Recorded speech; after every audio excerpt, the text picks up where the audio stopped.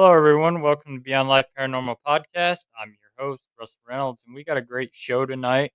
Got an awesome guest. He is the best-selling author of a world-renowned case that my cousins Ed and Lorraine Warren had worked on the Lindley Street in Bridgeport, Connecticut. He's been featured on several TV shows on the Travel Channel. We're not going to keep much longer. Without further ado, best-selling author Bill Hall. Hey, Bill, Hi, welcome to the for having show. me. Oh, you're welcome. So, tell my audience a little bit about yourself and Well, I grew up during the In Search of times, so watched that show and uh, learned to do. It was loved magic, the art of magic, and so I was always looking for wonder. Was big into UFOs. Growing up, sent away for a lot of freedom of information documents, back when you couldn't get everything online. Now right. I think of all the time I spent. But so I was big into that. And with Lindley Street, I happened to be on the Wall Street Journal. No, I mean on Facebook, and I saw a post on it and realized that I was asked about it a lot. As I went around performing, and I was writing a newspaper column at the time, Magic in the Unknown, and so I was asked about it quite often, but I never really looked into it. And when I started Googling, because that was amazing. Didn't take very long for me to see that it looked like there was either something to it or there was a heck of a story behind it. So I wanted to dig deeper, and that really opened the rabbit hole there. Oh, nice. So, what inspired you to actually write the book on the Lindley Street haunting? Well, when I was looking through the newspapers and discovered the name Boyce Beatty, and it said he was doing an investigation, um, interviewing people, and I I sought him out and found he was still living in the same town, and he handed over 30 hours of interviews, 22 cassette tapes, and an 8-hour reel to reel of the interviews with the police officers, firefighters, family. Um, uh, Ed is on there too. And so that really got me going. And once I listened to those tapes, Mm. I knew I did an additional about 10 hours worth of interviews. And, I knew it was just a type of story that I had to get out. It didn't matter if it sold one copy or three or none. Uh, it was one of those stories you just had to write. I felt I had a responsibility, given the tapes, that I had to really lay out and tell the story the way it was, because it's such a fascinating case. And the fact that there are so many witnesses, we really have this kind of corroborative evidence where you Mhm. can cross-reference everything. So it was, it. I just felt drawn to it. I had to write it out, whether it was going to be published or whether I was just going to share it with people, or whatever was going to happen with it. I knew I had to write it down. So Were you able to interview Ed and Lorraine on the case? no, no, they were deceased by the time I got involved. With researching the case. Um, I have them on tape though, so I mean. Mm. Uh, we did have Ed, because Ed had passed off the case to Boyce Beatty after it was over, and the family, accepted the help of Boyce and the crew. I think they were embarrassed by that time to talk to the Warrens again after, Mm. the hoax story and, kicking them Oh, off, you know, yeah. but so that's really how it evolved in that sense. So I didn't get to talk to them. I did get to track down and interview some of the people who were there, like Tim Quinn, WNAB radio announcer. I got to interview him again, and it's amazing how their story is exactly same. The minute details, they still remember like it was yesterday. And another lady who was only in high school at the time, she was in the background and wasn't interviewed at the time. So I tracked her down, was able to interview her. I interviewed the electrical engineer that was called to the house to check on it and what he saw, and so I was able to flesh it out even more. And then from those 40 hours of interviews, was able to tell the story as it actually unfolded in the house, which was the first time we were able to do it. I know growing up in Bridgeport, everybody wanted to know what happened, and nobody really had the details because the family wasn't talking to the Right. news or anything after that. So they did do one last interview just to say, we're not crazy, it wasn't a hoax, and that kind of thing. But other than that, they wouldn't talk to. They didn't want any part of the press part of it. They were trying to put it behind them. Oh, wow. Yeah, I mean, with all that going on too, you got the media breathing in your face constantly. It Oh yeah. kinda gets annoying after a while, but Yeah, the people weren't, the antics of the people weren't very good. They had vandalism, slashed tires, clothes pulled off the clothesline, things like that after it was all said and done, too. So, which unfortunately is a common response for people who don't understand something. right. And the very few of these cases that get public, um, although most all not public like this. Yeah, I mean, if anybody's that does residential, a lot of it does stay confidential. We You get that confidentiality between your client and you that you can't post a lot of that stuff or talk about a lot of it. Yeah, that's very true. And this just happened to be a case where it unfolded in such a way where when they came back from a weekend, it was Jerry Gooden, Laura Gooden. Those were the mother and father, and then little Marcy, who was about to turn 10 at the time when they came back. And everything was happening in the house, cheers opening and closing, and things in the kitchen, a knife set pulling itself from the wall, and things going all over, table going upside down. So things are happening, and they run out of the house and got the attention of their friend across the street, who's an off-duty police officer.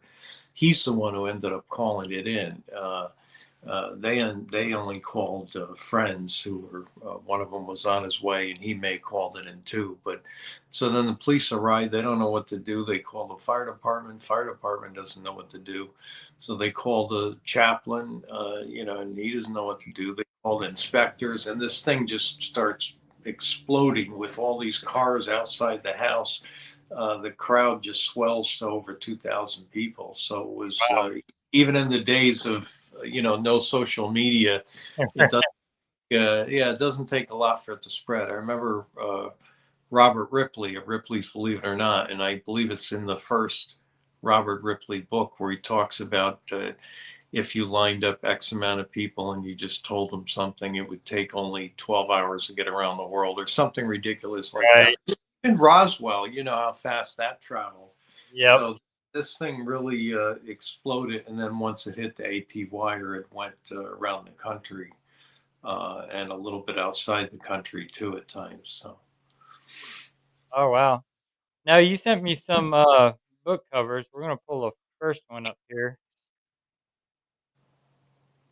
This one your first book that you wrote on it, or yes, this is the book that tells the story of the entire case with the data and the police reports and all that stuff in there. So that's the original book on the case. If you have that book, or you want to enjoy that book with the new book is a companion guide. It has all the photos in color, and then some of the actual interviews reproduced for people to read. They've awesome. asked for that for a long time, so I figured, put it out with the 50th anniversary of the height of the haunting anyhow. How long did it take to write these 2 books?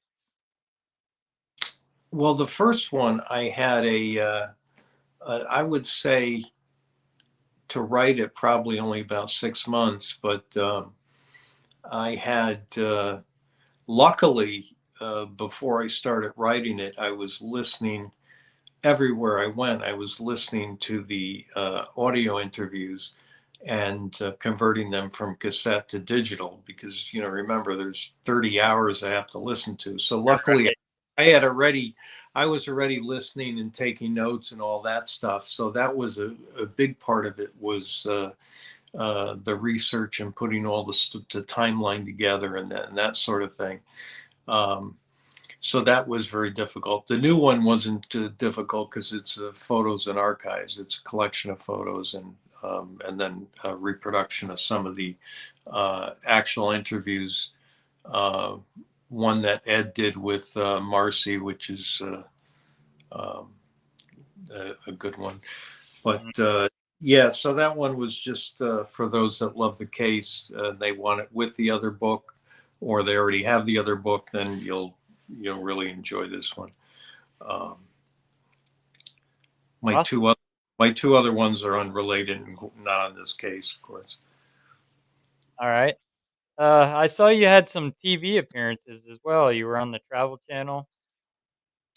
Yes, they did a special. I think it was about an hour and a half called Devil's Road, and it showcased a number of cases that Ed and Lorraine were on, and they included Lindley Street, and so I appeared on that, and also provided them with some audio that they played, some excerpts from interviews that they played on that show, and they also found an old TV uh, coverage of it, which that fascinated me because when I was writing the book, I was trying to get my hands on any of the TV stuff, but none of them. They don't keep the archives there, but Right. you find somebody who they must have found somebody who had it. I know because I said good job on that one. So that was a nice addition to that segment. So they did a nice segment on Lonely Street on that. That house is that Lindley Street house still there? Or It is. It is still there. It does have people living in it, so please don't go there. It's not abandoned.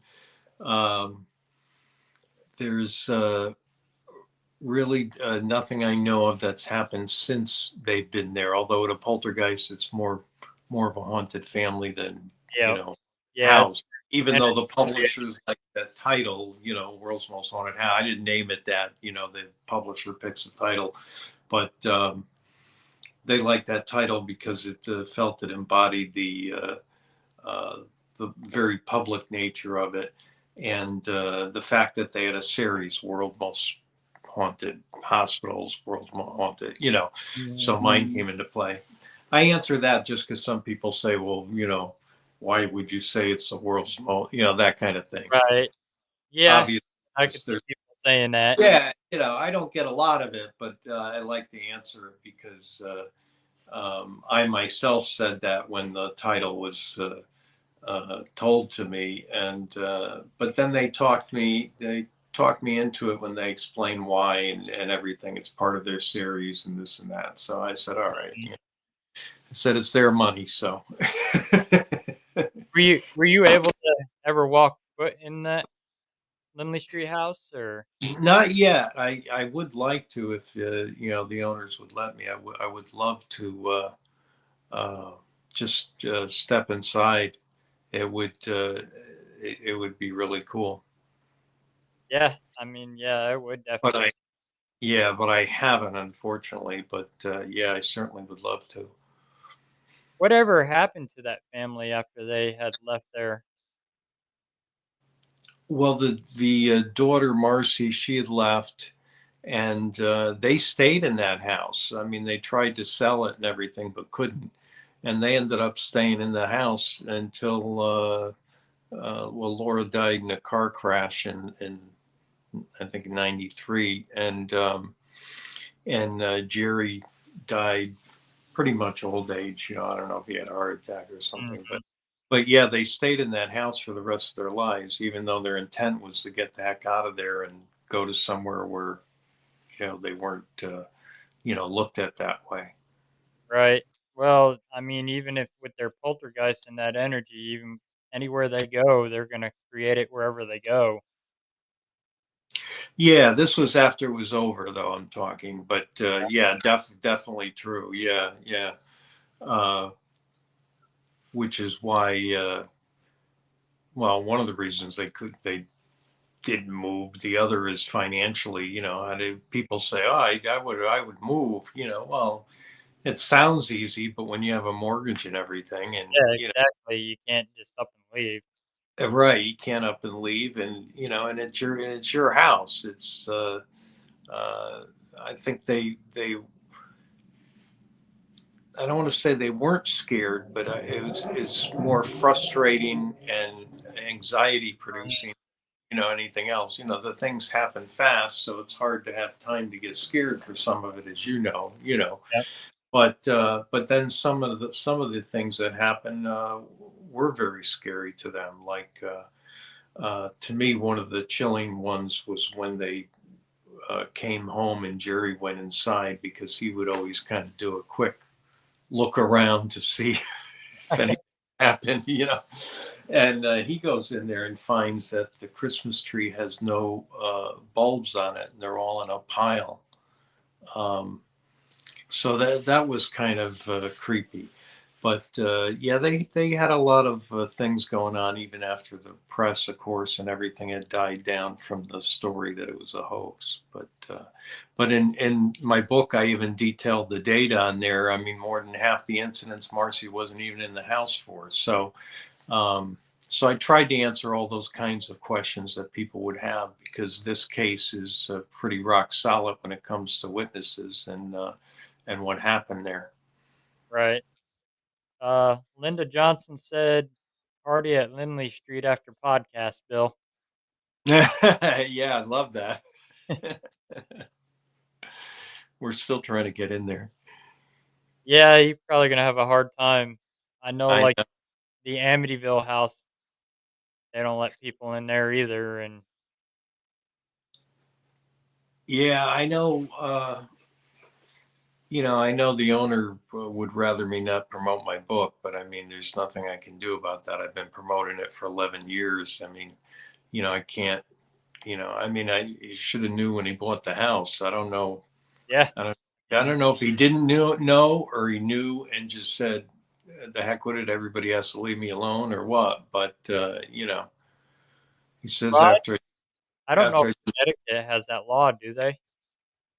No, they don't. No, they don't have the law that says that you have to disclose, distressed property or that kind of thing.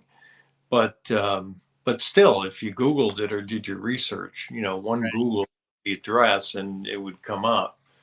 Um, but yeah, I mean, I would be curious, but I don't know if the owner wants to talk to me. But I would be curious whether he knew when he bought the house or not.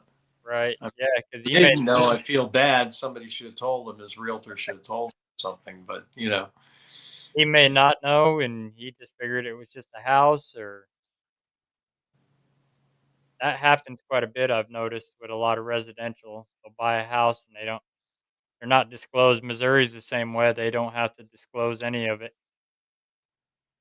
yeah, here too in Connecticut, same thing. Yeah, yeah, that's true. Yeah, they call it what is it? It's not the right word, but immaterial, or in other Mhm. words, doesn't matter. Somebody committed suicide in the house before or whatever. It's immaterial. It's like, well, I mean, in a way, I guess you can kind of see it, but in another way, Right. it's in the case of haunting, that kind of thing. You should want to know, because people are going to come by and be interested in it if it's a giant case like this was, Oh or yeah. like Amityville. The people who bought the Amityville house knew it was the Amityville house, so they may not want to be bothered, but you should realize you're going to be bothered a little. So if you don't take pride in that, if you don't find that fun or whatever, then don't buy that. You just don't buy it. What are you gonna do? Well, they went and remodeled it too. They took out those windows that look like eyes of the house, Yeah. and I know they got a clause on there when you buy the house, you can't have film crews, and they're filming it. Oh wow, I didn't know that. That's why they couldn't do the Holzer files on the Amityville that Hans Holzer did because they had a no clause policy on filming, so you couldn't film there. Oh, that's bizarre. I didn't know that. Yep. Uh, as Hirana Trudell said, many years ago, I lived in Bridgeport and investigated a house on that street. Whole area is haunted. Yeah, I wonder if that was at the time of Lindley Street, because I know at that time there were other houses impacted, at the same time while that was going on. Some of which I included in the book, but I'm sure there are others that took place in that area, um, that were not in there. But I wonder if that was around the same time. It it may have been. I mean, that whole area up there, Connecticut, all the way through that, it's got a lot of history to it between the Oh, Revolutionary yeah. Wars, and so it created a lot of energy up in there. I hear a lot of stuff come out of Connecticut that's haunted, and Yeah, definitely. We have a lot going on here for sure. yeah, I need to get back there and check some stuff out. Yeah, we'd love to have you. Yeah, we're definitely planning on it because we're coming to see family, so we're doing a road trip to Connecticut and then to Rhode Island. Oh, cool. So that'll be in the future here. We're getting so busy booked up with cases. So you said you were a magician as well? Yes, yeah, I used to perform quite a bit, and then I would write a column, Magic and the Unknown, in return for free advertising. So it was a nice thing, and it also got me investigating things. That's one of the ways I got big into UFOs. Is I would say, "Oh, let me do an article on UFOs or Right. something," and then I would start looking into it, and then I'd get interested in it, and then before you know it, I'd have a library, you know, and you're starting to write for. Freedom of Information Act to get documents and stuff that you read in the books. Uh, so yeah, that really got me crossed over into looking into a number of those kinds of things, and also local legends and Right. things like that, which is quite fascinating. Even the ones that aren't true are still fascinating. Yeah, I'm sure there's a lot of urban legends up there in Connecticut as well as, I mean, the whole United States is loaded with a lot of them. Oh yeah, we have a great one, the Black Dog of West Peak, and West Peak is a dangerous area on the top of a mountain in Meriden, Connecticut, and top of Meriden Mountain for those in the area. And the black dog, the legend is you see it once, it's for a happy time. You see it twice, it's a sad time. And the third time, you will die. And the black dog story is printed after this person dies, and it's the third time he saw the dog, and he dies in the exact same spot that his friend died, who it was a sad time for him because the second time he saw the dog and his friend died, so that was his sad time, you know what I mean, and he died in the same spot. So it was quite a fascinating legend, and the dog barked, made no sound, and would kind of hang out with you and then just disappear, and that sort of thing. So I went to research this legend, and I got the original story from the Connecticut Quarterly from the 1800s. And the fascinating thing about this legend is, matter of fact, I think I have it here in my bookshelf. Here, if I can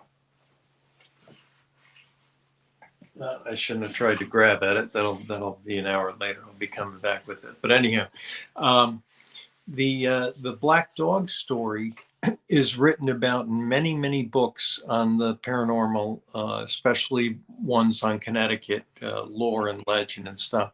And the Black Dog, at the time that the story came out, didn't impress anybody because it was in a Reader's Digest Connecticut Quarterly. It was like a Reader's Digest.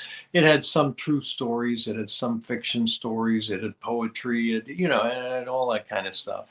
And the Black Dog was listed as a story. So it was a fictional story.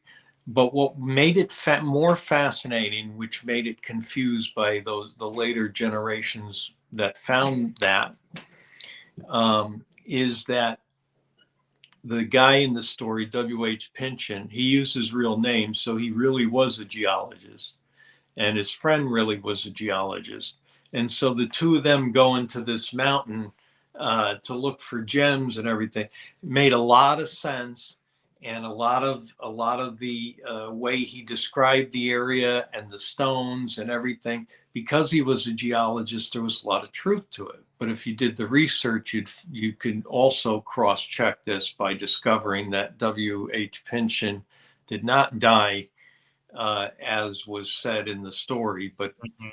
lived beyond that. But the fascinating thing about that is the story truly is confusing to those. In other words, I don't blame people for thinking it was real, because the only way that you can tell that it wasn't real is if you got an actual copy of the Connecticut Quarterly, which I own, and you'd have to look in the table of contents. That's where it says that it's fiction. If Mhm. you don't look in the table of contents and just go to the story of Black Dog, some people have gone as far to do that, is to get, let me go to the original story where the legend comes from.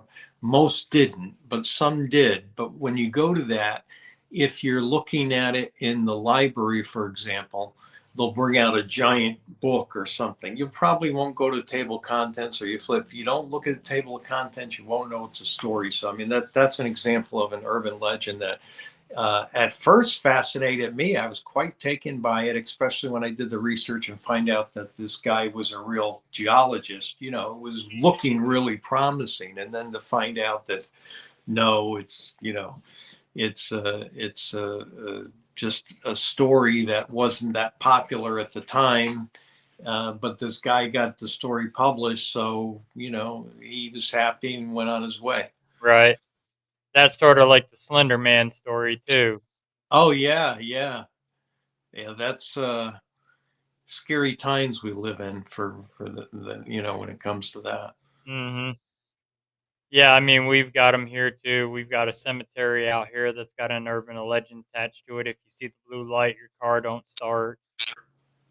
They hear screams out of there, and so we went up there and investigated it, and we were able to debunk most of them except for the blue light. We did see the blue light,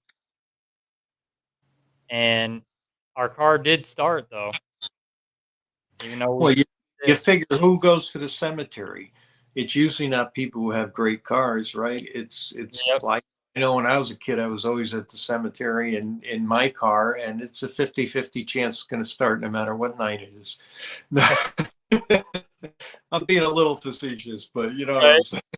Yeah, I mean, the kids go up there because they hear this urban legend, and Yeah, I and was I mean, watching a video up there. I how mean, great it's are their cars? I don't know. Well, actually, I don't know. Maybe today, maybe they're much better than what we had. I right, don't know. but we were able to debunk, like, the screams because they had cows in the behind the cemetery, so there was predators back there, bobcats screaming, Oh, wow. and then the other one was they see the ball of light, but we couldn't debunk that. We seen that blue light. We had a recorder get shut off in broad daylight, and I mean, the cemetery is small enough you could see if anybody comes in or out. You can hear us talking in the back, and then you hear footsteps coming through the grass and shut the recorder off. Oh, wow. Honest. So you think there's something to it then, right? Yeah, there's something. I did some history research in it. That was property of the Slate family, and they had a big farm up there, and that's where they died, and they're buried in that cemetery. Oh, wow, that's really cool. So a lot of it, I think, is them. They're just watching over the property, and the cemetery sits up on top of a hill. So you take a long gravel road to even get to it. Oh, wow. Nancy said kids these days do not drive beaters like we used to. Yeah, that's why I was correcting myself because But so back to the Lindley Street house. So when Ed and Lorraine went in there, were they able to help that family clear it out, or well, yeah, what happened was they were called by a lady who's a member of one of the psychic committees back in New Haven, knew Ed and Lorraine, and she called them and said, "You got to come down here. There's a poltergeist case, and it's the real deal." And mm, you know, Ed said, "We're pretty booked up. Are you sure this thing's the real deal?" And they're like, "You don't understand. There's fire engines. There's police cars. there's crowds of people outside." And they're like, "Oh, okay. Well, that sounds like the real deal. We'll be right over." So Ed went with Lorraine, and they picked up Father Charbonneau, and Paulino went with them. My dear friend, I miss him. He recently passed.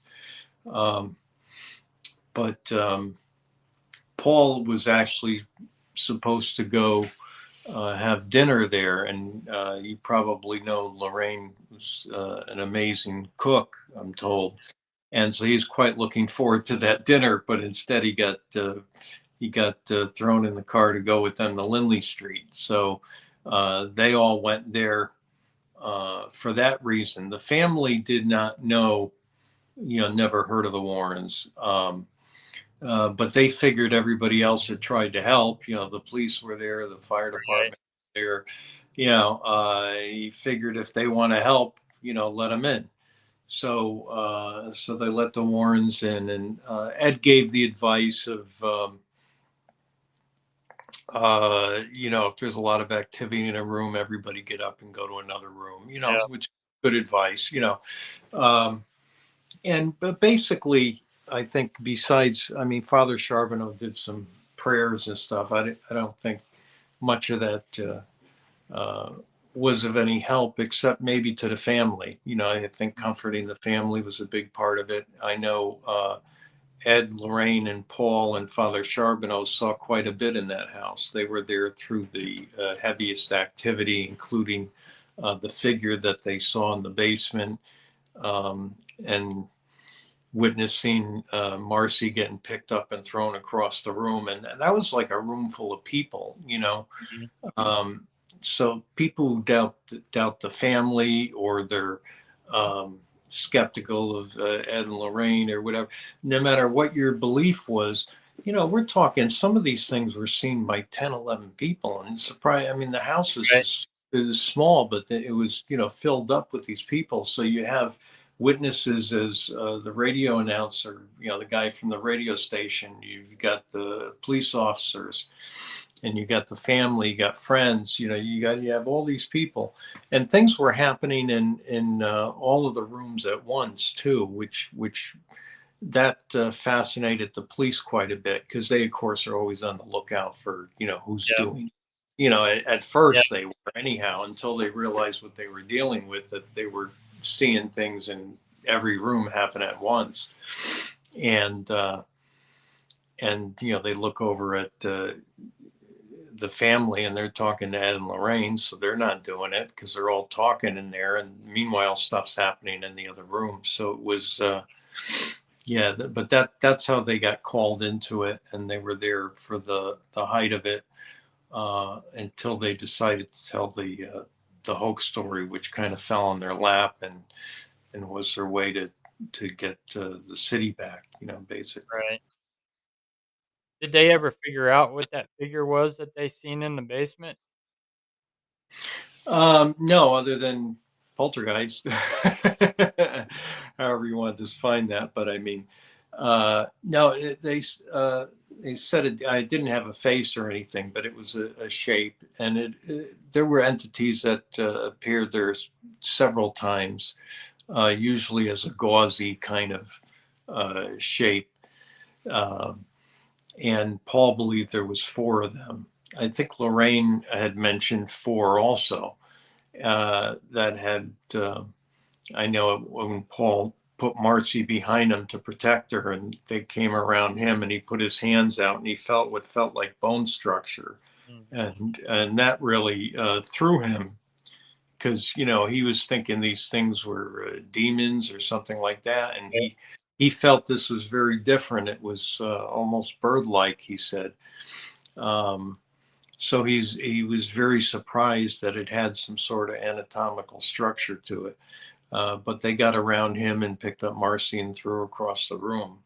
So that yeah, the entities involved in this is quite strong for a poltergeist case. That weekend was really a weekend from hell from them. I mean, there was other things. It started with knockings back in 1971, knockings on the inside and outsides of the walls, and it would follow them room to room. The family, and they tried everything and called the police and had engineers down there and stuff. I mean, that was years ago too, and um, couldn't figure anything out. And then it was kind of like a slow burn. There's some things that happened, but it didn't really explode until November 1974. Right. I'm wondering if it was maybe possibly an elemental, because an elemental will not react to prayers because they're actually part of the earth. Well, it seemed like a typical poltergeist case. Whatever somebody's theory is on poltergeist. If you go by the multiverse, Mhm. or even if you don't, it's we're kind of saying the same thing, even though we use different terms. Whether you say the other side or the multiverse or parallel world intersect or what have you, but these entities, for lack of a better word, or parasites, seem to feed on this negative frequency, Mhm. and uh, and the way to get rid of them all the time is to break that frequency. No matter what breaks it, and it's different sometimes depending on the family too. Yep. And I mean, also poltergeist is created in one's mind too. If you got that strong mindset and you dwell on a lot of stuff, you create that energy and then it just keeps building, gets stronger, and then you're able to manifest the poltergeist in a home. Yeah, and what happened here was there was that buildup with Marcy. She was picked on at school for about a year, and didn't have friends. Her mother was overbearing, with her, and then she was beat up at school and was stuck at home for 6 weeks with the mother in that small house. And it was right after that that this whole thing exploded. So you can imagine it definitely had enough negative energy even without a poltergeist. But Yeah. And but teenagers are good for that too. They're known for poltergeist activity, manifesting poltergeist because of their hormone changes and yeah, she was just about turning 10, but I know preteen or teen. Yeah, yep, it's common in these cases. Yeah, we know there's another link because if it was every teen that had repressed something, then everybody'd have a poltergeist. But right. so we know that there's a missing link there. But at Lindley Street, there was an underground spring in the house, which is interesting. Wow, so yeah, you got the energy built up with that running through there, that water. Yeah, yeah. That was the one interesting thing about Lindley Street. A lot of people were asking about water, or were almost upset because they didn't find water there. And I said, "Oh, there's an underground spring." So yeah, did have that. And you guys probably got limestone also in Connecticut as well. So Yeah, we had the high water tables, sandy soils, yeah, all the ingredients for uh, as many believe for the paranormal to come together. yep, Missouri's got the same thing. It's got the limestone, it's got the quartz and all that stuff. And with the Missouri River and the Grand River, so it creates a lot of paranormal activity.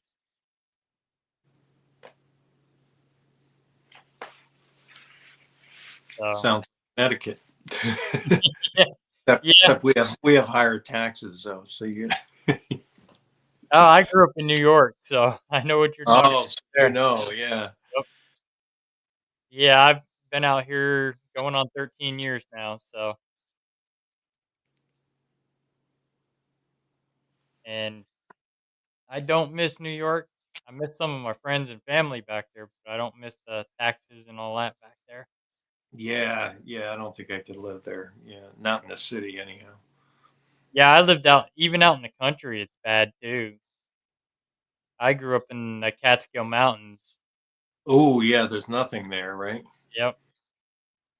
So, and you get all the New York City people that migrate in and they're buying up all the lands, they're kicking the farmers out and Oh, wow. taxes are going up, they're developing like crazy. Where I grew up, you don't even recognize it anymore. It used to be real peaceful. You could go there and watch the view of the leaves changing. Now all you see is houses. Wow. So it's nice out here. I mean, we've got our history here with the Civil War and Missouri State Penitentiary and Beatty Oh, Man, that's right. Yes, I forgot about that. and so we've got our history here as well as you guys do back there. I've done some investigations in New York and stuff like that. I did a few places out there, like Hancock, New York, and some stuff in Pennsylvania, and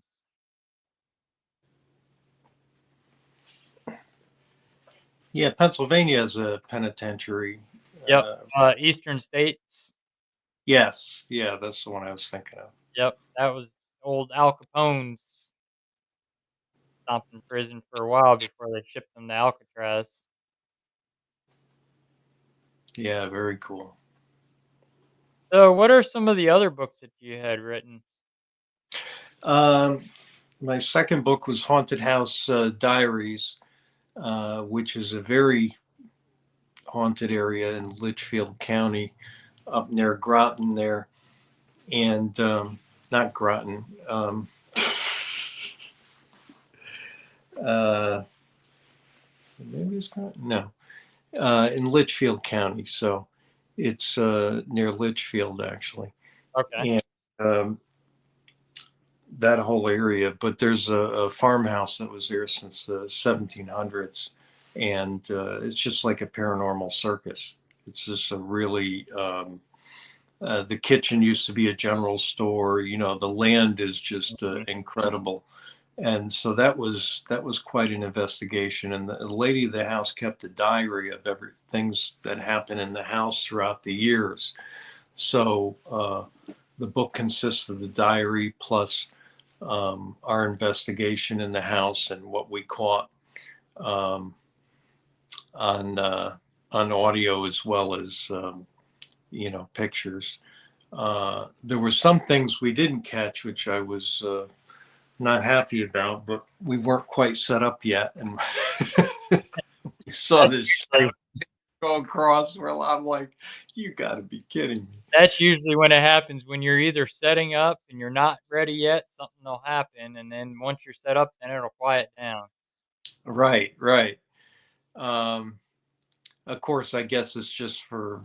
I mean, it's good to include, but of course, the best we can say is we don't know, and you either believe or you don't, sort of thing. But this one was quite the house. Ed and Lorraine actually stopped by this one too, although there's nothing really to do there because the family had it under control pretty well. They were the perfect people to have there. I mean, the lady there grew up with it, so she didn't know what it was like to not be in, that kind of a place. So that was a second book. And the third book is Phantom Messages, which is about unexpected messages, whether they're text, emails, phone calls, like phone calls from the dead, but expand Right. it to basically be all kinds of unexpected communication. Um, and that was key to us, was unexpected communication. I wrote that one with Jimmy, by the way. Okay. Yeah, so that's our co-effort there, Phantom Messages, and yeah, it less about going out and getting EVPs and stuff, more about people having communications that they just don't expect, that they're not looking for. We had a question for you from Granzer12. Russell, did I miss a question? What got Bill into the paranormal world, Jenner? As a kid, did he live in a haunted house? Stories he heard passed down, media, books, other? Oh yeah, no haunted house. It was me and my interest in magic and In Search of and Night Stalker and all those kinds of things as a kid. But when I heard something, instead of poo-pooing it, I would research it. So I think that's the difference. I remember having a UFO book, and a friend of mine said, "Well, how do you know that document's real?" And I'm like, "Well, that's a good, it's a good point. I'm going to send for it, And so I would send for it, and then get the actual document and go to them and say, "Hey, look, this is a real document." And so I felt, why not get as close as you could to the original uh, Right. item, so you can see for yourself, because he's right. You can't believe a book, but it does give you the means to go and figure it out for yourself or interpret it yourself. So, but no, that's how I got into it, and a lot of it was writing the for the local papers, Magic and the Unknown, because I had to do different stories on those kinds of things, and that got me into investigating different, uh, all sorts of different subjects, whether it be smart animals, which a lot of them are trained or fake, so to speak, but still fascinating, Mhm. or whether it was pyramids or whatever it was getting me involved in a different subject. And some of those I went down the rabbit hole, like UFOs and whatnot. Um, and then Lindley Street came out, and that was just too compelling. So had to Right. be had to be told, because it's like the Roswell of haunted houses. Greg Koss wanted to know, was Chris McKinnell already around?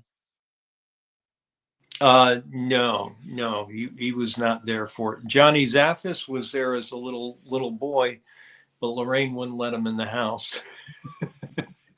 So when I gave Johnny a book, I saw Johnny, I gave him a book, and I signed it. I hope this feels like you were let in the house finally, But Oh, I'm no. sure my cousin was itching to get in there. Oh yeah, yeah. I don't know how old he was at the time, but evidently not old enough. So. Right. Granzer said, "In search of, yes, love it," and Kolchak. Oh yes, yeah. And then Yeah. That I think that got a lot of us interested in a variety of things. then Granzer asked, UFO mania books in the 1970s. Uh, Geez, I read so many, and then there was I was buying the reports and whatnot from Center for UFO Studies and MUFON, and yeah, I had a whole library of it. And then you get to a point where you're like, geez, I can't go any further. I Right. still don't know anything. But the paranormal was, I think, a lot more accessible, if you will. Although it's really not that they're really different. You can argue they're the same. We tend to think if it's inside, it's a ghost, and if it's outside, it's a UFO. But Right. you know, but obviously that's just simple thinking. Yep. Granzer asked Bill Hall, "Do you remember the Time Life series on the paranormal topics they released in the '80s? Did you get any of those?"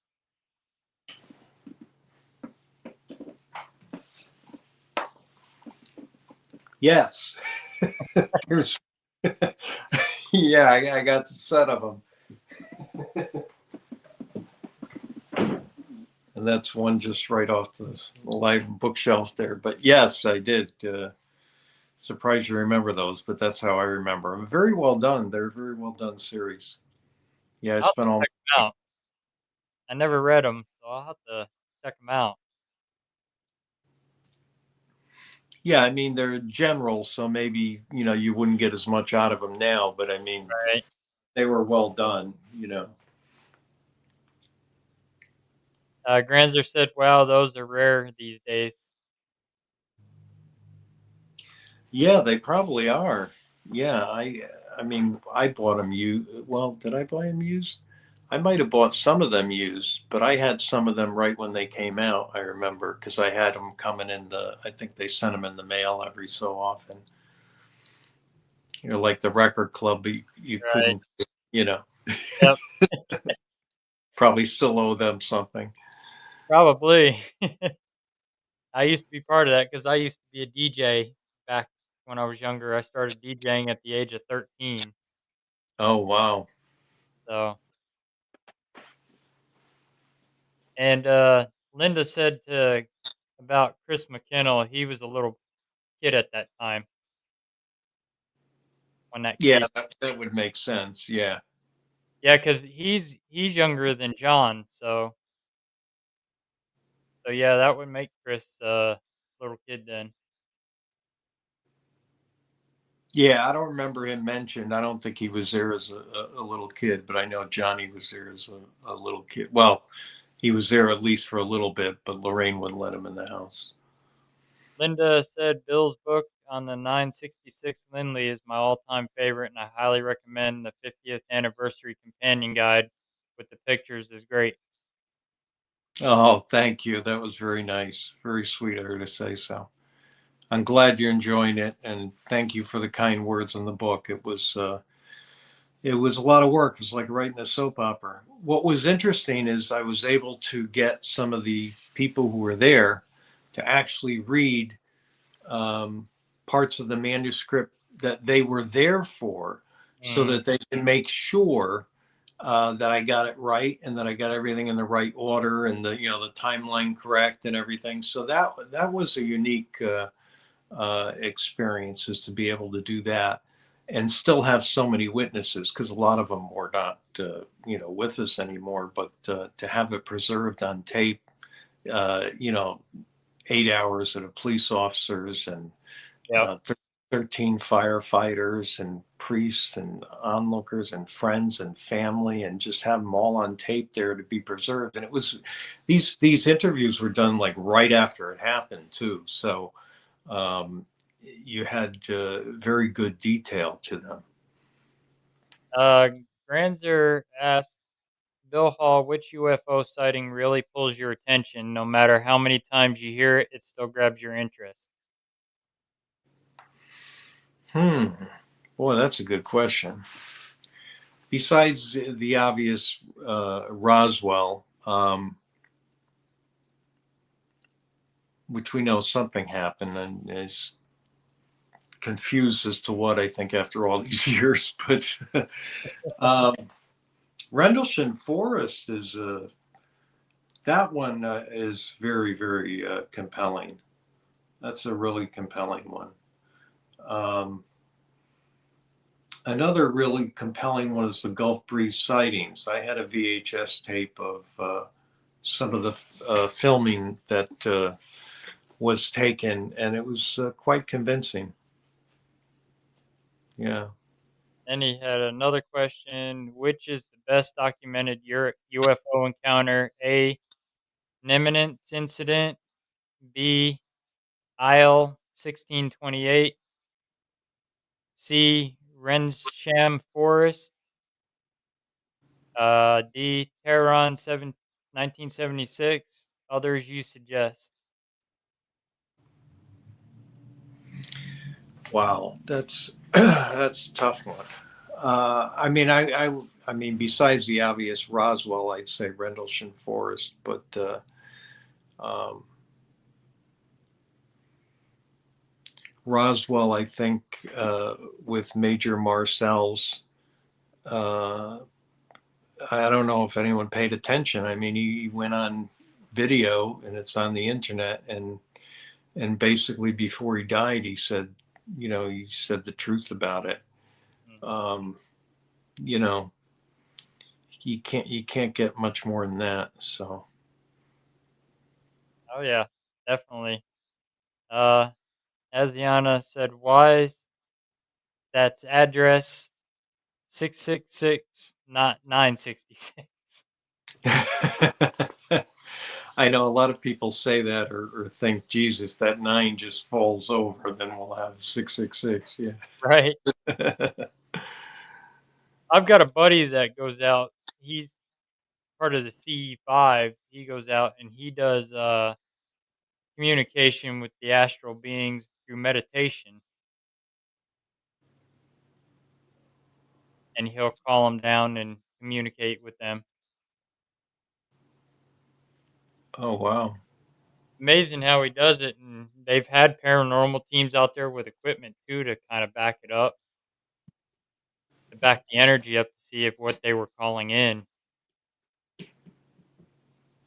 He travels all over the United States doing this and at events and paracons, and he's done stuff up by Skinwalker Ranch and all that up there. Oh, yeah, that's a good one too. So, have you done any investigating with Mr. Haunted? No, no, I haven't with Jimmy. Uh, I would like to, but we have not yet. I have to bring that up to him actually. Yeah, Because we need to do that. Yeah. get him on the ball. Right, right. Granzer said the UFO incident that pulls my interest is the 1953 Kinross incident. Not familiar with that one. And he Or said, maybe I wasn't forgot. You never know. then he said, Russell, if you recall, in 1953, an Air Force jet, an F-89C Scorpion interceptor, mysteriously disappeared while pursuing a UFO over Lake Superior, an event known to the Kinross incident. Yeah, that sounds familiar. I do remember hearing something about that. Well, that's Yeah, I mean, the UFOs over the White House in 1952 was that. I mean, that was quite interesting. I mean, the jets come back because they have to refuel. They yeah, can't catch them. It's like, yep. what are you doing back? Well, we can get it. Yeah. See, you don't get much better than that. Greg Koss says, yeah, that really happened. Yeah, it's amazing, and most people don't know that. Well, and probably all of us know that, but but most people don't know that. Yeah, because people say, well, if there were UFOs, why didn't they fly over the White House? Well, yeah, they actually did. And Granzer said, I think it was only the only UFO incident that involved both U.S. and Canadian forces. Oh, wow. I know we contracted with Canada to make a UFO back in the early 50s. Mm. It was too wobbly, though. So but eventually that technology and that thinking led to our vertical takeoff, or their near vertical takeoff craft that we have today. Well, I did see that the military had made a stealth bomber that actually looks like a UFO. Yeah, that's interesting. They've got to be finding some advantages to the shape because I mean, if we've been seeing them from anybody advanced, Yep. then that's probably why we tried to mimic it in the first place because of the vertical takeoff. Right. Well, that Uh, too, and it but gives us. now we could do that and go faster than Yep. But in the 40s, they were going as fast as what we can do today. Right. You know, but it's interesting that we can do it today. And you think back then, and people would say, "Oh, that's crazy." Nothing goes that speed. And today we Right. can. Uh, Nancy said everything in the 50s they chalk up to YouTube. Oh yeah, yeah, that and swamp gas, right? Yep. But I saw a video on that new aircraft, and it looks like a UFO, which probably give us an advantage because UFOs, a lot of people are seeing them. So, That's true. Yeah, it does give a built-in advantage. Greg Koss said, "Did you see dealing with the book I've had forever?" What do you mean by that, Greg?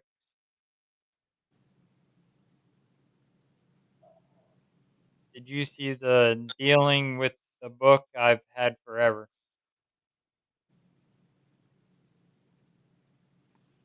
I don't understand that. I don't know what he means by that.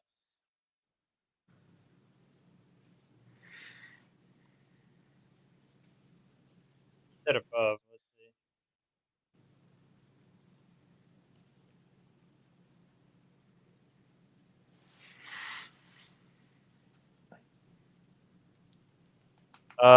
Linda asks, "Are you working on any new books?"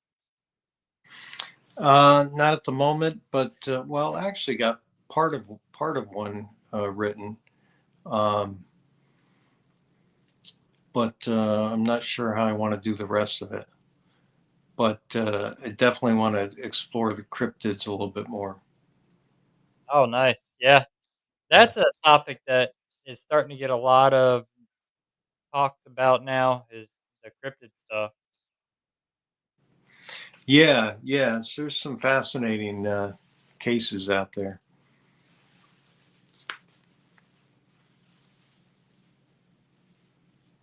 I'm looking to see. I think Greg was talking about what Granzer was talking about, the UFO mania books in the 70s. Hmm. No, I don't remember them. Nancy says the U-2 was a spy plane back in the 50s. Yeah, well, that's what makes it confusing is, that stuff comes out 30 years before we see it, so it's that makes it even more difficult. Oh, Greg's talking about D. Manzel, a book on D. Manzel. Oh, Oh, I have a book by Donald Manzo called The World of Flying Saucers. that sounds familiar. I don't have that one though. Granzer had a question, Bill. Which ghost or haunted house areas that you refuse to cover, something that you see has an evil force? There's nothing that I refuse to cover um, that I've found so far. So I don't really have an example for that one, but good question. Um, he said in the 1970s we had mania books on lots of things: racing mania, football mania. Others, another was UFO mania. Oh, that's interesting. Linda Johnson said, "Can you post a link for anyone who wants to purchase Bill's book?" Oh, that's nice, Lynn. Yeah, if you go to halloftheparanormal.com and search in the book section. I'd be happy to personally sign any of my books for you, and you can order them from there. Did you say Hall of the Paranormal? Yes. And yes, it's a play on words. So, yeah, halloftheparanormal.com, HALO. Yeah. I posted in chat for everybody so Oh, thank you, Russell. they can go there and check out your books, purchase your books. We'll post the covers, pictures up again so they can see the covers of them.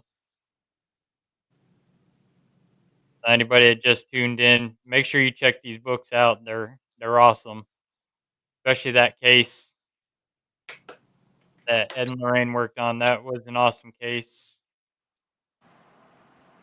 I think that's one of their most notable cases besides Amityville and The Haunting in Connecticut and The Conjuring. So Yeah, yeah, especially this one just because of the amount of witnesses. But this was before, yeah, this was before Amityville.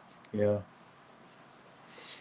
but yeah, that Amityville was an interesting case too. I mean, I've been past the house numerous times when I lived back there, but yeah, it you could feel something dark in that house. That's for sure when you drive by it, especially with those windows of the eye. It looked like the eyes watching you. Oh, yeah. I like those windows though. They had a lot of character to them. Yeah, and they took them out. Maybe too much. No. They took them out of there because they got tired of people showing up at the house there. So they actually remodeled the whole thing. They put vinyl siding on it, and it doesn't look like the Amityville house anymore. Yeah. Linda asks, any thoughts on Bigfoot, Bill? Um. Yeah. I mean, I think there's some convincing stuff out there. I'm thinking more paranormal multiverse versus real, just basic being. But I don't know. But but yeah, there's a lot on there, so I know there's something to it. What do you think, Russell? Oh, I believe it. I'm getting ready to go out on a Bigfoot investigation with our local Bigfoot guy here in Missouri, Carter Burchard.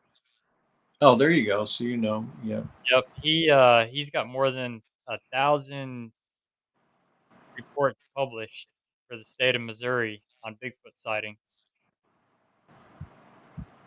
He's wrote 3 books on it already, and he's also into the UFOs as well too. Well, it seems like wherever there's, I remember the stat was if you go to look, when you find UFO sightings, you usually end up finding haunted houses too. Yep. So it's interesting. And then if you look harder, you find some Bigfoot sightings. So it's interesting. It seems like they all travel on the same bus. They may not know each other, but Well, we've even, brought in a Geiger meter into paranormal residents that we've done, oh wow, and, I mean, we've gotten some Geiger counter hits, oh that's scary. which is that's only supposed to pick up radiation, radioactive stuff, and, Yeah. you know, UFOs are said to give off radioactivity, so that's why a lot of the UFO hunters use them. Oh yeah, that makes sense. Yeah. Uh, Ranzer asked, "Bill, you covered the UFO and paranormal for decades. Do you believe we have passed, or we are in, or have yet to reach the golden area of research in those topics?"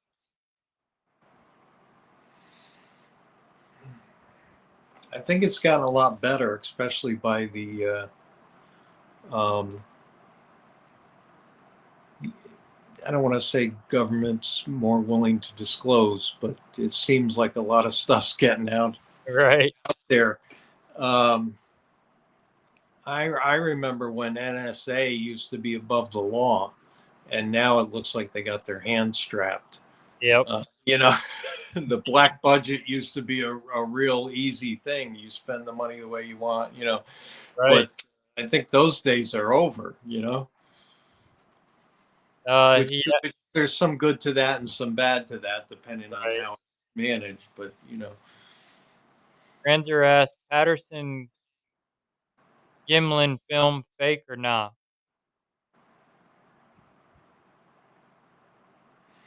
oh, wow. Yeah, I don't know. I mean, I don't cry fake. I mean, you know, I hear it's as legit as you can hope.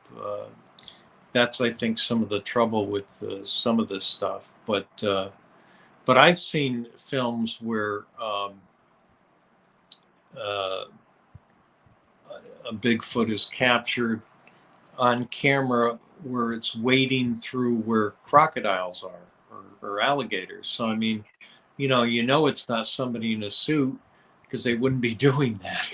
you know. so and also I think I remember on the top of a mountain, people were mountain climbing and it was in the snow and stuff, and they have a film of this, and the 911 calls and the rest of it. So I mean, it could be, but it's one of those things. I guess we'll never know. Linda said they also changed the street number of the Amityville house. I'm guilty of randomly showing up at the Amityville house. Now, why does that not surprise me? Yeah, that don't surprise me either. I just hope she's not dragging my cousin Julie along with her. Probably, I'm sure. That's her partner in crime. You know that.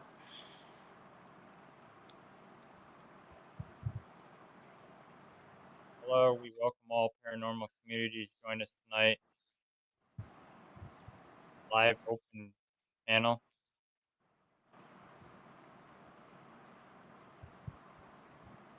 What was that? I don't even know who they are. Hello, we welcome all Oh, paranormal communities to join us tonight at the WWT3 Mista T live open panel.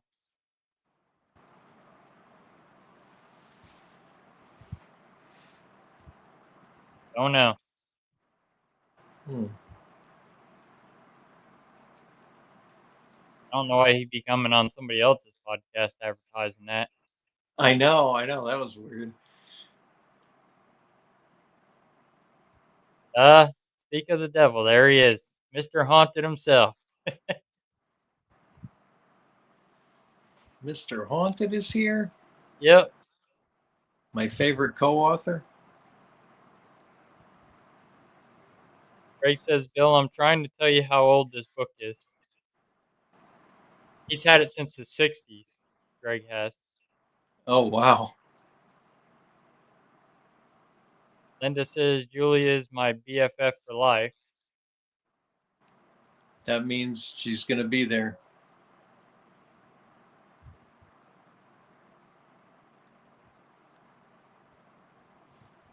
Uh, and Granzer had another question. Bill, any thoughts on that you may have on the legend of Boggy Creek? Um, no, I don't. I honestly don't know enough about it to give an educated opinion on it. Sorry.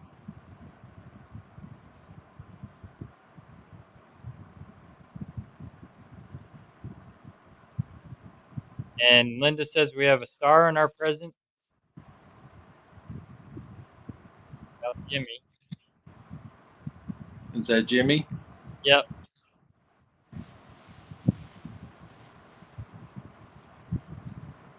Greg wants to know if that book's worth keeping. Is what? I'm sorry. That book worth keeping. What book? That one he's had since the 60s on the UFO. Oh. Probably not. Well, only because I've had so much more specific UFO and more modern UFO books, but they were a good series for the time, and they did a good job, writing up about things. But obviously, they can only do what they're doing up to the time when they Right. came out. So. Jimmy says I fell asleep. Well, I'm glad I didn't. So. Yeah, I just did a show not too long ago on some cryptids. Did one on the sheep squatch that's out in the Appalachian Mountains. Oh.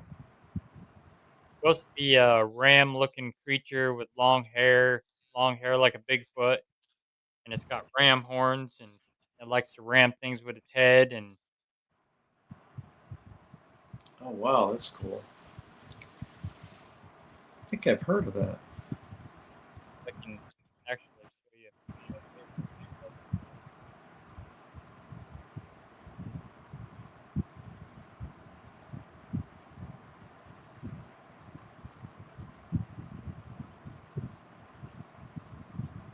I don't. Maybe I did get rid of it.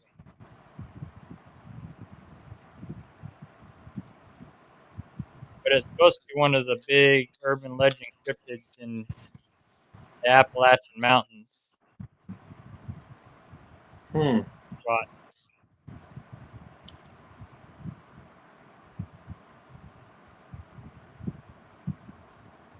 It's like the Appalachian chupacabra.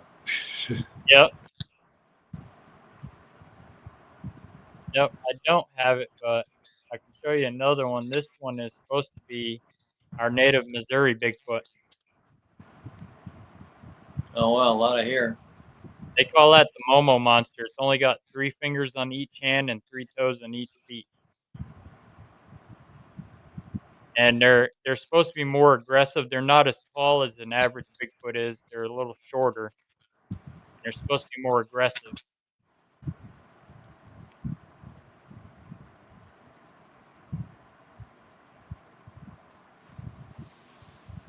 Momo monster. Jimmy says the Ahul,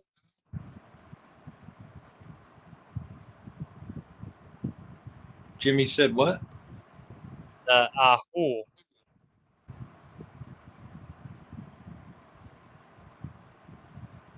Ahool.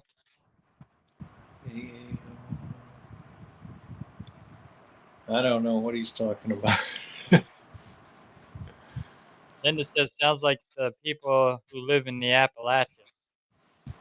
Oh.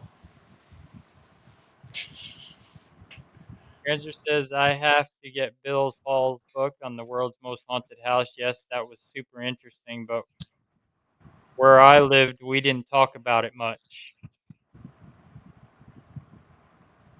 Oh, thank you. Jimmy says the whole story.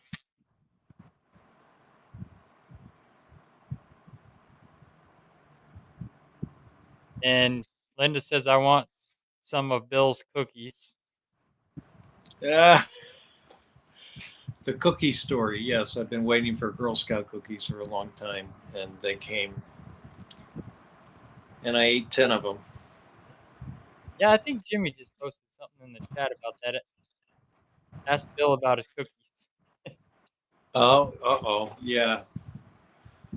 Yeah, I kind of was too focused on getting the cookies, more focused than one should be for cookies. Right. But they were Girl Scout cookies, but they don't give enough per box, so it's not my fault.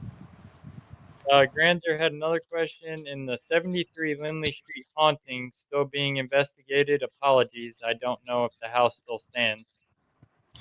Yes, it does still stand, and people live there, so don't please don't go there to bother them. But yeah, the house still does stand. The house next to it was torn down to put in condos in the back, but yeah, the Lindley Street house is still standing. Jimmy says a hole is a cryptid. Oh, I was wondering what he's talking about. And he said about the cookies, they were they delicious? What Oh were my the God. best? Yeah, they were to die for. Yeah, they were. But My I only had 10, so my cousin Dawn, she lives in Florida. They have the skunk ape, Bigfoots and skunk apes down there. Oh, that's right. Yeah. She's also related to Ed and Lorraine and John Zaffis and them too.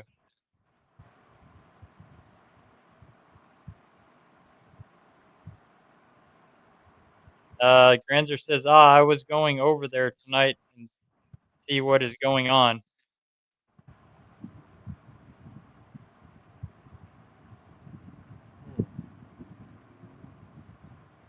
Jimmy says, I stand with Mothman. Oh, yeah, that's a great one. I actually just did an episode, uh, not last weekend, the weekend before about Mothman. I'll have to No, check it out. actually, it was a Jersey Devil. I'm getting ready to do one on Mothman. Oh, I love the Jersey Devils story too. Yep, I did. I just did the Jersey Devil, the Wampus Cat, and Slender Man.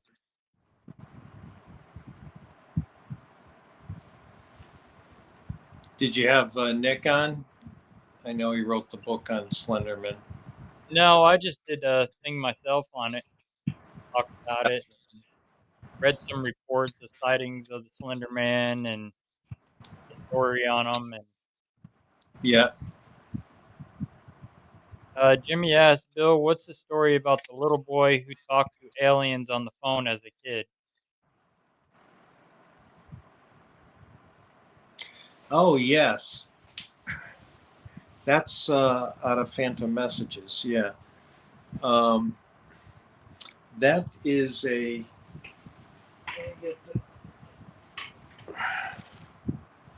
He actually ended up becoming a famous. He used to get these calls, and the mother would watch him as he got these calls because he would like almost like he'd go in a trance and walk around. And the voice was telling him to meet him, and he was going to take him in his ship. So he got a bunch of his friends together to go, you know, to go up with them. And of course, nobody showed up. But the calls continued, and the mother grabbed the phone and told him not to call back. Um, but what's interesting is the voice gave him a choice, saying, do you want to? It didn't say, do you want to be one of the famous physicists, but said in 20 years' time, you'll be very, influential in these areas. And he ends up uh, discovering quantum science. So he was one of and I'm trying to think of his name. That's why I'm flipping through it. Yeah, Jimmy said Doc from Back to the Future was based on him. Yeah, it's amazing that he ended up, basically just what they said. 20 years from now, he did form a group of scientists, just like the voice said, and he's became a physicist basically. Mhm. Um, but yeah, that's in the book. That was quite an interesting Phantom message. Jimmy said come out on the fire escape.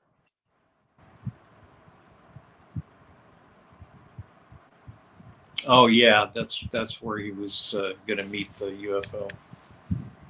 Greg asked John Gill is dead. I think he's talking about that author. Oh, John Keel, who wrote the Mothman Prophets. Yep. I think he's dead, right? Didn't he? I'm trying to remember when it happened and how old he was, but I think he's deceased.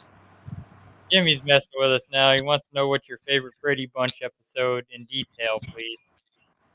Oh, and minute detail, of course. The one with Davy Jones, of course.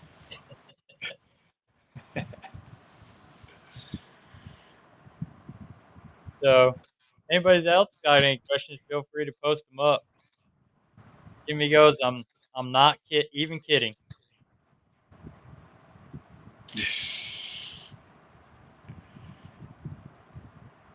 But yeah, I mean, there's another interesting in the Appalachian also too, the feral people that nobody's ever really wrote about either. I don't know if you ever heard about them. In the Appalachian Mountains. Hmm. Yeah, I've heard of it, but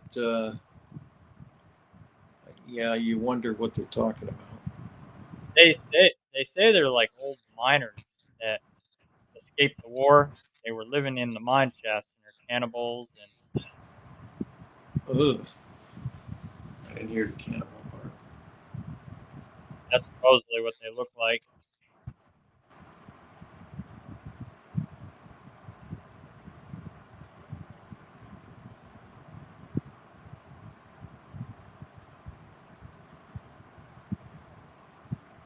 Jimmy says, "Girl, look what you've done to me."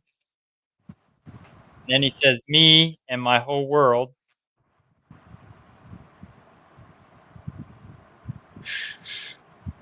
And then Granzer said the favorite Brady Bunch episode is where Jan says, "Marsha, Marsha, Marsha."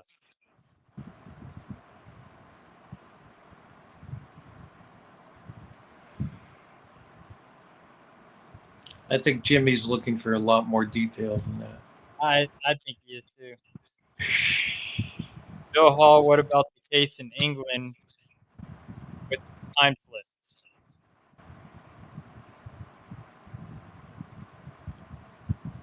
Case in England with the time slips. He says much more. Oh, much more detail. Yeah.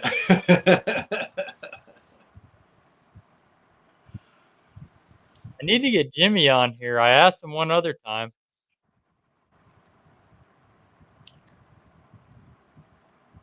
He says old computer.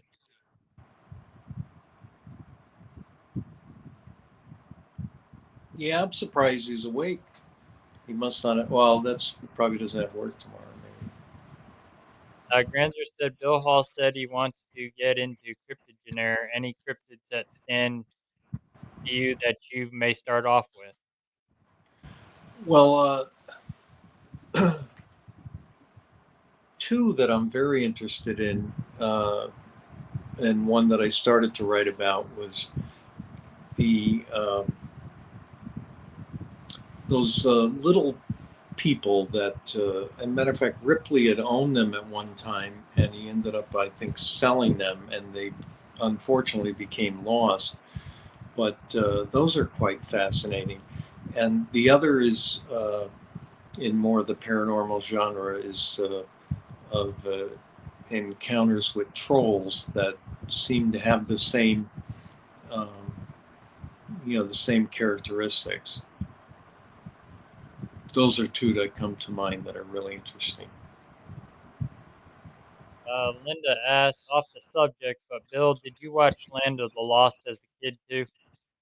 Yes, yes, I did. Yeah, the slee stacks and everything. Oh, yeah. I And loved anything that had dinosaurs in it too. Jimmy said they investigated it and they talked to people in the past. They lived in the same house.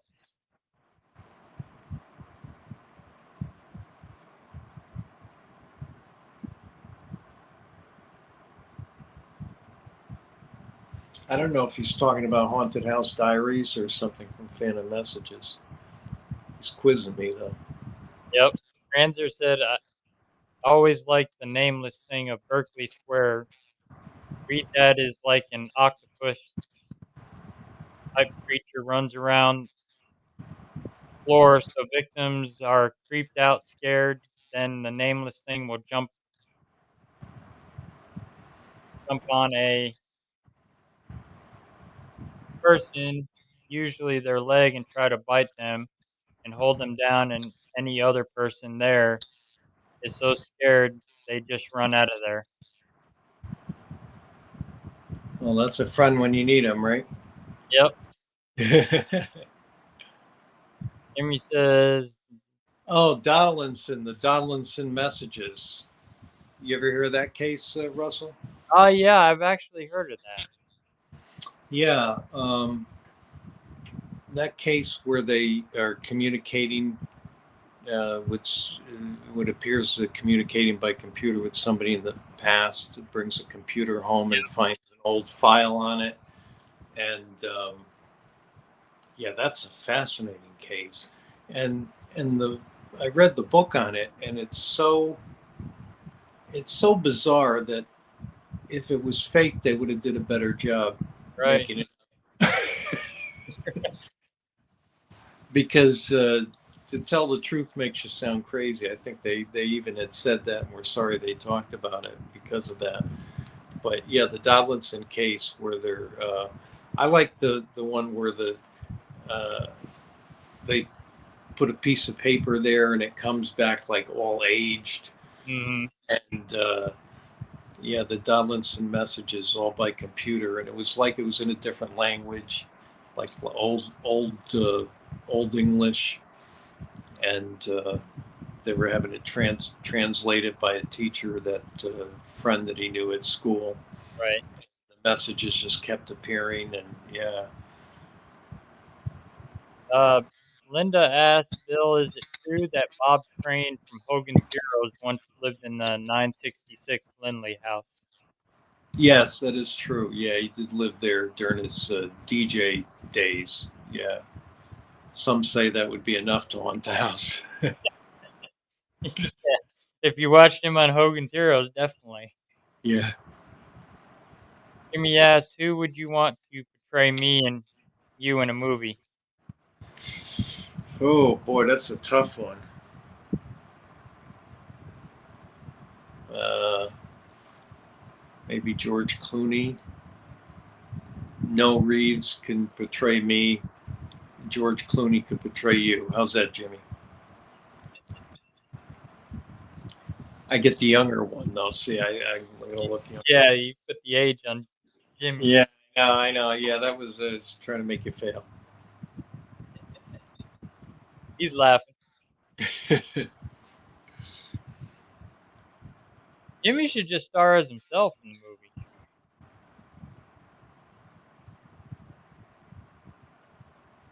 Well, that's if we weren't allowed. That They would should, only be they if we should weren't allowed. If we were allowed, then yeah, we'd play ourselves. Yeah. ask Take no. Bill how he tried to make me fail. Oh, he doesn't like the pictures I take of him. Yeah, I don't take his good side. It doesn't matter whether it's the left or the right. It's never right. Granzer says, "I'm a simple man. I see Russell Reynolds of Beyond Life Paranormal podcast posted a video. I clicked the video." That sounds good. I appreciate that, Granzer. Jimmy's laughing. Oh, I see all his TikToks all the time too. I mean, he cracks me up in them. I don't know how he puts them out. I see one just about every day. He's got to do something at work, I guess. So, if anybody's got any more questions, feel free to post them up about the books or.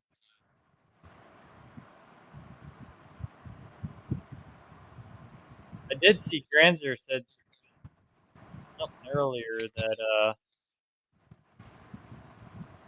about we know how it is. You hear something, you got to go out there. Oh Especially, yeah.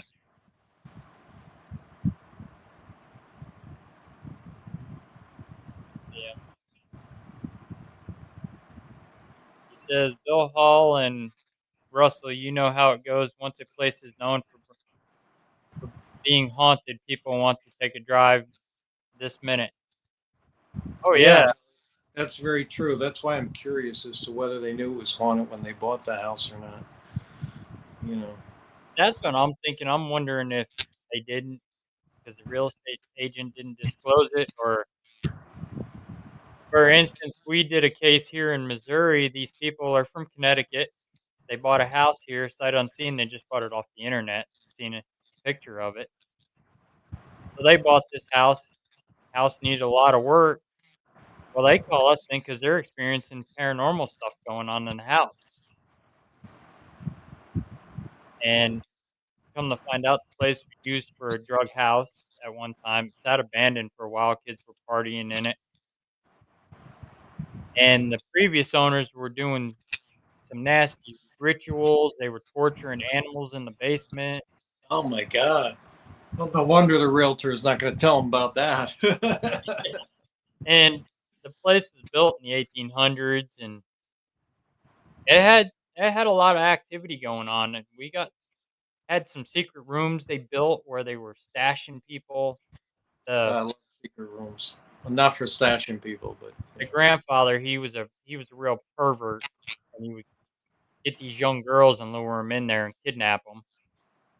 oh And wow, they cut out the walls and get in between the walls and built rooms in them where they could hide them. oh my God, I We crawled back in one of the rooms and we were getting REM pod hits in there and wow, spirit box connection in there. wow. Jimmy Really? asked Bill Hall what influenced you to start writing.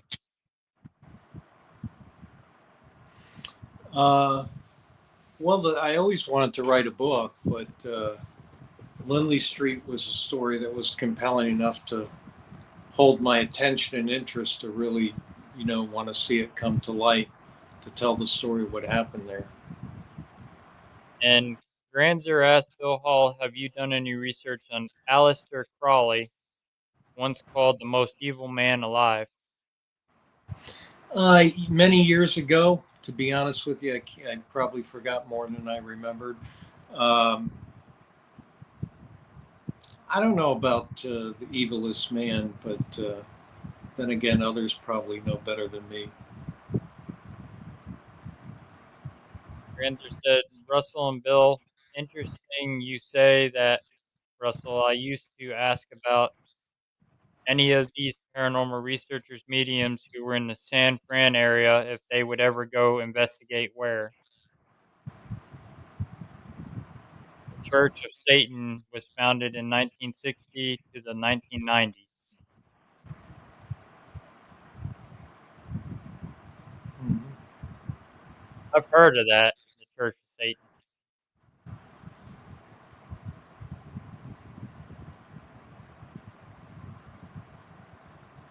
Jimmy wants to know what your favorite Twilight episode is. What in Twilight Zone? Oh, it's killing me. Uh, let's see. Favorite Twilight Zone. There's some. There's so many good ones. Beauty is in Eye of the Beholder. Eye of the Beholder is one of my favorites because I used to work with Donna Douglas, who was the blonde from Beverly Hillbillies. Mm-hmm. I actually worked with her for a period of time. Oh That's wow. how, because she was before the time of royalties, so she still had to work. But I worked with her, and she said she was Donna Douglas, and I was, a kid then. I was just out of college, and we were all young there, working there, and she was older, and nobody believed her. She was like, "Oh yeah, I was on that. I work with Rod Sterling." She talk about Rod Sterling and stuff, and people just thought she was a crazy old lady. But I listened to her, and when I saw the episode of Eye of Beholder, realized that was her. I was like, "Holy crap!" So I used to listen to her tell stories about Rod Sterling and stuff. It's pretty cool. Oh So yeah. that's one of my favorite episodes for that reason. Uh, Granzer said the question would either get the response one, no, B, they would get offended. Why offended? I don't know why. Is when he would ask those investigators in the San Fran area.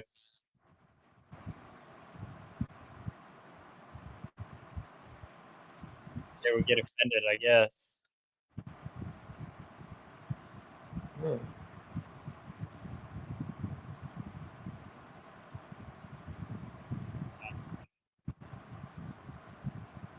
I don't know why.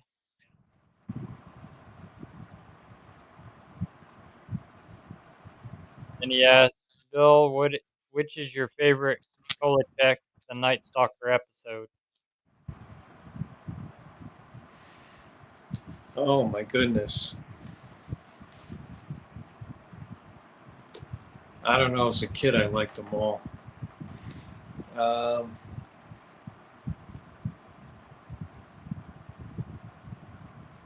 I can't remember an actual episode. I remember even the vampire one was good. Nancy, who's that question for?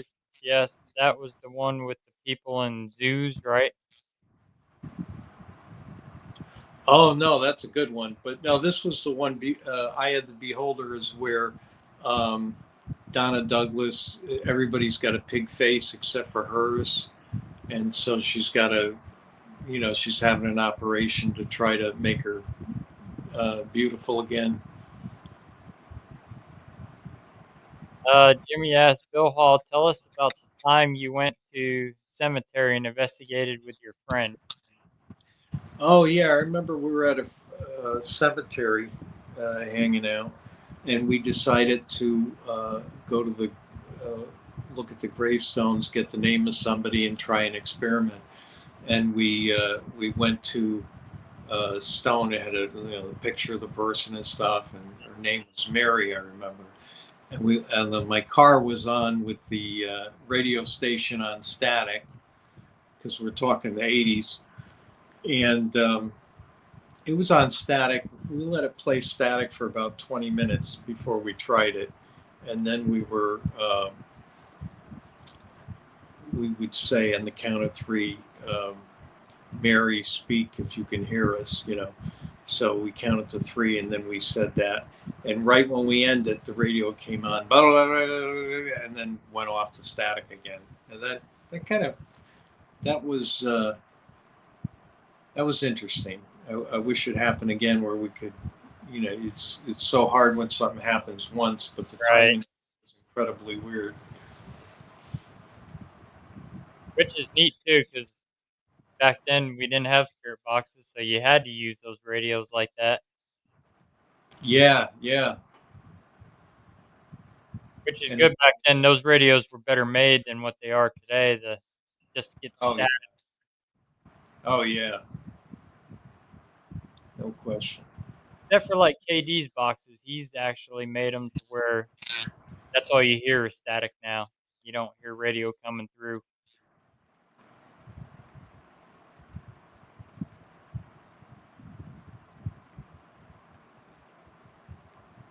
Granzer wanted to know, was it the old AM radio or was it a CB radio? No, it was the car radio. Yeah, so It's probably the it, old dial ones, right? yeah, yeah.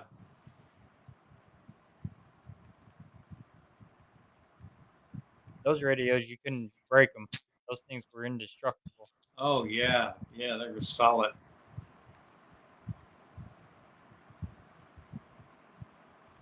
There's any more questions? We got about 15 minutes left. I know Jimmy's gonna fire some more. I have a feeling.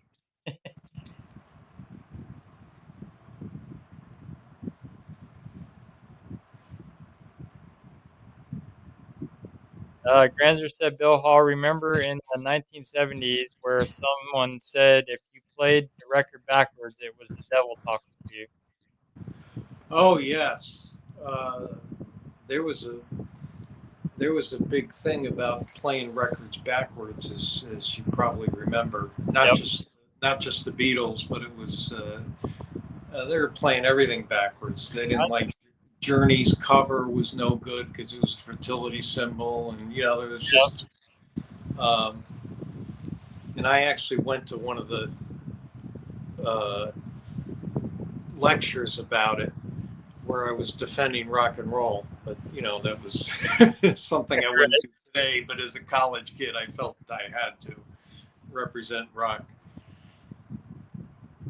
Well, that's music. even like Ozzy Osbourne's records, you play them backwards. I think Def Leppard was another one. Oh yeah, there was just so many. It started getting crazy, and then everybody's ruining their records and having to buy them over again. Granzer said the Satanic Panic. Yeah, that's right. Yeah, it was pretty big then. They were getting very worried. Greg says I'm really in love with my MCOM. That's one of the boxes that KD makes. Oh, Yeah, that's a real good box that he makes. That the reverse sweep ink box is another good one.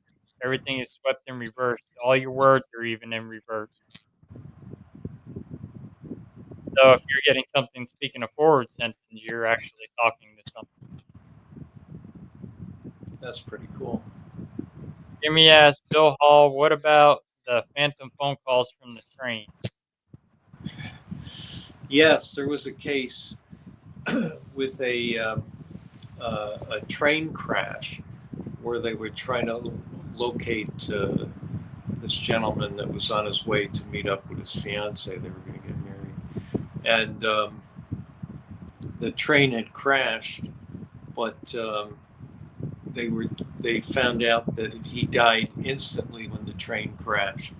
But throughout the night, there was about 34 phone calls that went to friends and family. Um, and that's what was interesting. It wasn't like it was a phone glitch where it dialed everybody. It was only friends and family that were dialed, and they never found the cell phone. But they knew he was dead on impact, so they didn't have any explanation for why these phone calls or how they came through. But they were dialing all night. Granzer said they said if you played Barry Manilow record backwards, it sounded better. I don't know about all that. Oh, we like Barry. Good thing we got a disclaimer up so we don't get in trouble for that. That's right. Yeah, he's still performing, believe it or not. Yeah. Yeah, I saw him. He puts on a good show. Hey, I'm not gonna lie. I played several of his records when I DJ'd for Yeah. the older crowd. So, Yeah. uh, Jimmy says at the Copa, At the Copa. Yeah. Yeah. Copa Cabana. Yep. Granzer says he said we like Barry.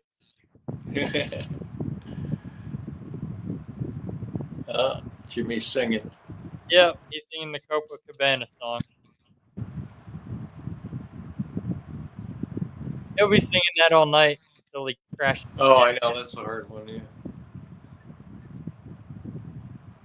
But we got about 10 minutes. We'll recap if anybody wants Bill's books. They're on his website, alloftheparanormal.com. He's got both of the Lindley Street books on there. Make sure you give him a check out and buy his book and read it. That case is awesome.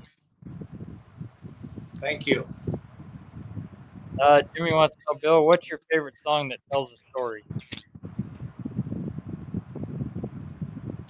Well, there's Copacabana. My favorite song that tells a story. Well, there's a lot of good songs that tell a story.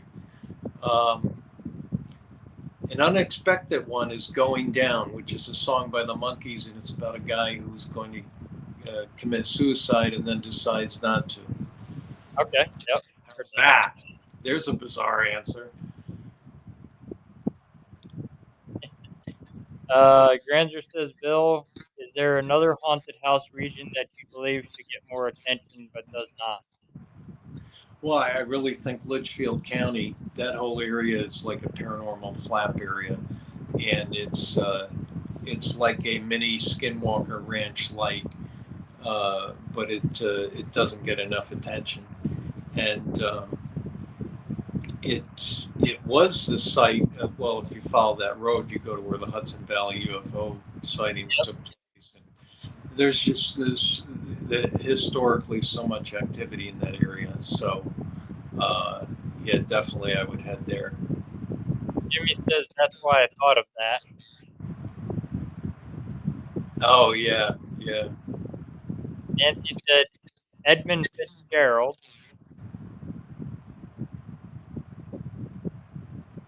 which that's that ship that sunk up towards Canada up there, up in the Great Lakes. The Edmund Fitzgerald killed all the crew. Everybody drowned. There was a song written about it by I'm trying to think of the guy who did a song on it. Like I can't think of the guy's name. He's a folk singer from out of Canada.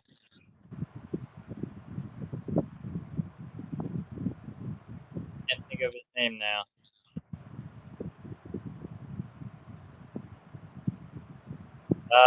Jimmy says The Legend of Woolly Swamp by Charlie Daniels.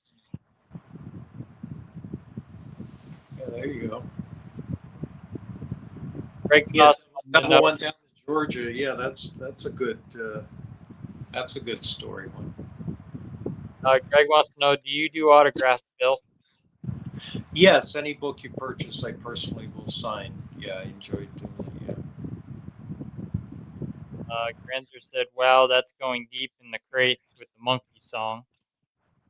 Oh yeah, really deep in the crate. Yeah, it's He really said, deep. "Timothy by the Buoys" is another creepy story song.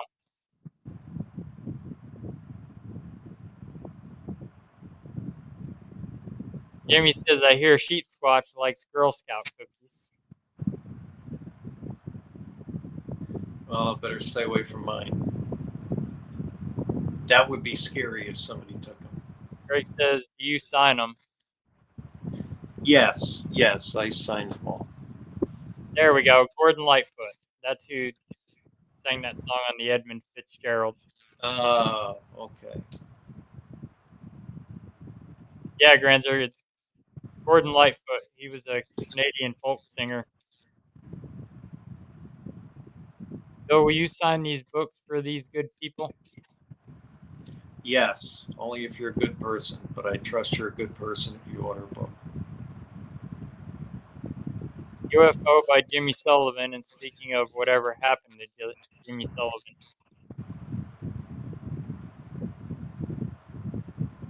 I don't know whatever happened to Jim Sullivan. That's a job for Google. And Jimmy says, Uh, Baba Booey.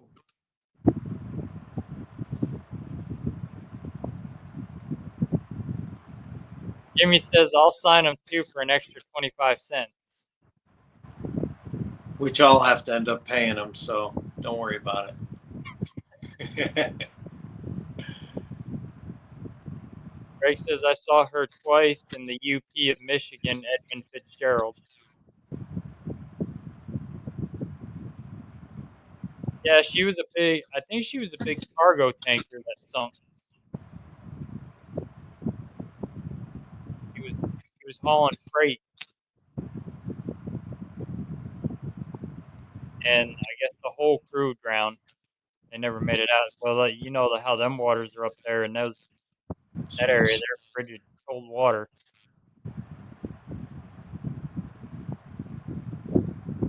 So I don't think anybody would have made it out of there.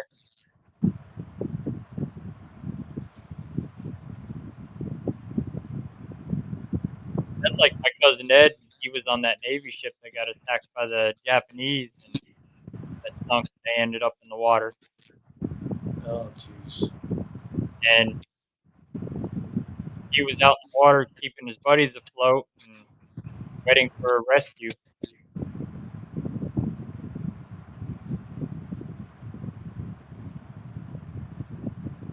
Yeah, Granzer, it was rumored that the ship was a victim of the Great Lakes Pyramid. That is the theory behind that. The Edmund Fitzgerald. Yeah, hauling iron ore is what it was hauling. Yep, he was on the Indianapolis that got hit, got bombed and sunk.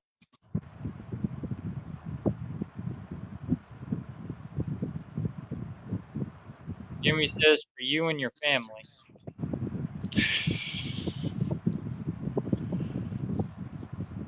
Ray says steel, iron ore, both said of superior.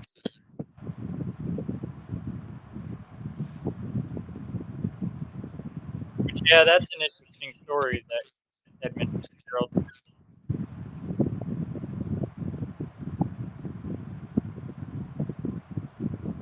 We got about 4 minutes left, so anybody's got any last minute questions, feel free to throw them up. If people want to get a hold of you or like book you for like paracons or book signings, how can they get a hold of you? Uh, you can go to, you can send me an email at Bill Hall, HALL1234 at Gmail. Okay, Thank you. Yeah, that's the best way. all right. Kendra said, Bill Hall, do you think of any of the stories you heard and covered that should fall into the category of debunked?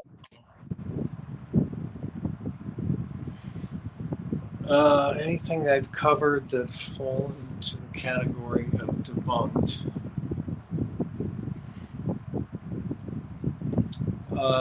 No, nothing that I covered that's been debunked, except for one photo in my second book, which I debunked myself. uh, wasn't my fault though. I ended up seeing the original photo. It was this mirror, and it looked almost like there was a portal in there and a figure coming through it. It was Okay, really, really spectacular. But what it ended up being was the ring on the inside was a reflection of the ornate mirror, and the reflection, the lady coming through with what looked like it was a reflection of a giant, life-size carnival horse that was in the room. It was a reflection of the mane of the carnival horse back onto the mirror, and so and I debunked it. So we try to do these things honestly, and if you see me lecture today and I'm lecturing about that book, I'll pick it up and tell them this photo's the only one, but this is the one that's been debunked. But the others are still holding up. But luckily, I haven't done anything on something that's been, right. but that would be horrible. Imagine doing an entire book and then the thing gets debunked. Uh, Anything that I did debunk never really made it into a book. Although I thought of putting the black dog into, just because that was such a compelling one that I wanted to kind of put to rest. But Uh, they get bonus treats for them and their family. Yes, of course. Whenever you order a book, you get bonus treats. Yes, not cookies though. There won't be any left. Granzer says we are still trying to get any new updates on the legend that is D.B. Cooper.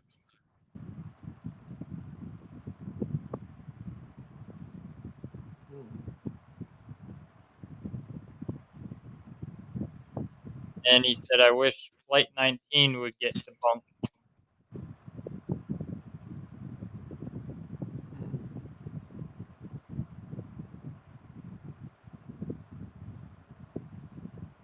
So we reached our 10 o'clock hour. I thank you for coming on the show tonight.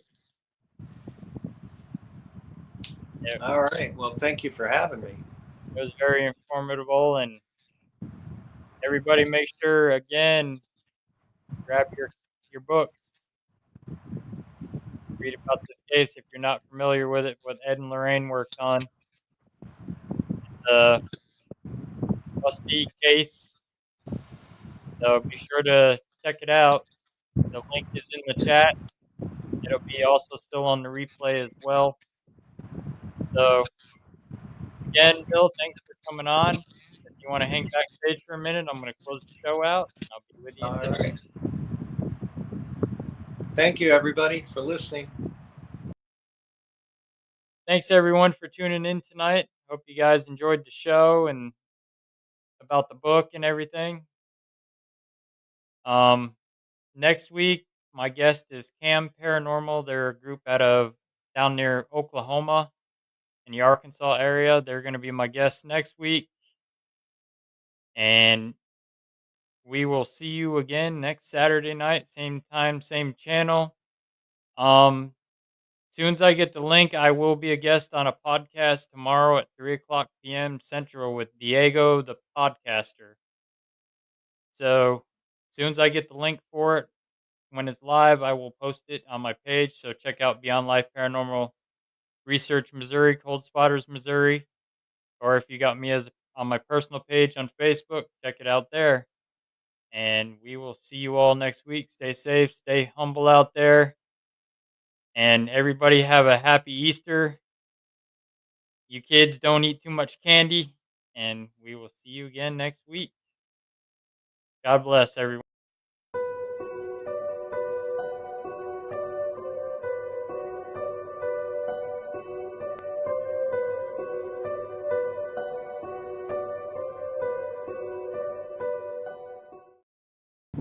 You're off.